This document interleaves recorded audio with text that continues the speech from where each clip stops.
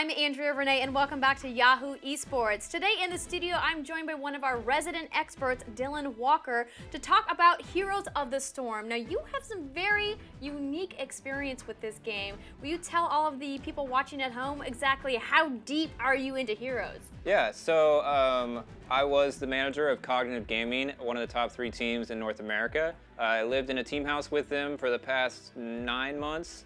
And I've traveled with them to different competitions, PAX Prime, at MSI MGA, the Vegas Regional, America's Championship, Heroes Rising in LA. The MOBA scene in esports is said by some to be a little crowded. I personally don't think so, and I'm sure you don't as well. But for people out there who aren't familiar in the differences between the MOBAs, what makes Heroes, in your opinion, different than games like League or games like Dota 2?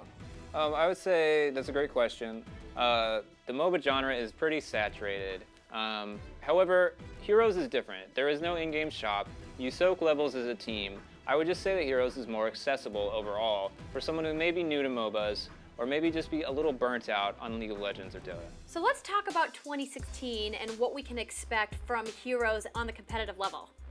2016 is going to be incredible. So at BlizzCon last year, which was amazing, we saw some incredible play from Cloud9, from Dignatus, from Not a Sincere.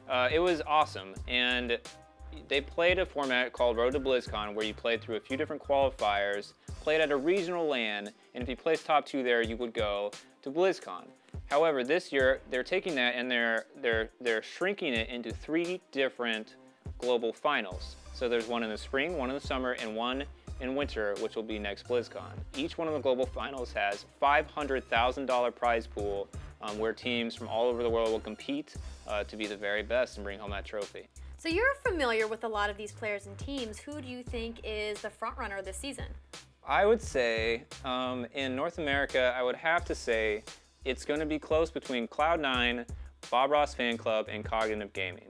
I don't want to say Cognitive because it's my old alma mater team, but being completely honest, they've been looking very dangerous in these qualifiers. So what else can we expect in 2016 for Heroes of the Storm?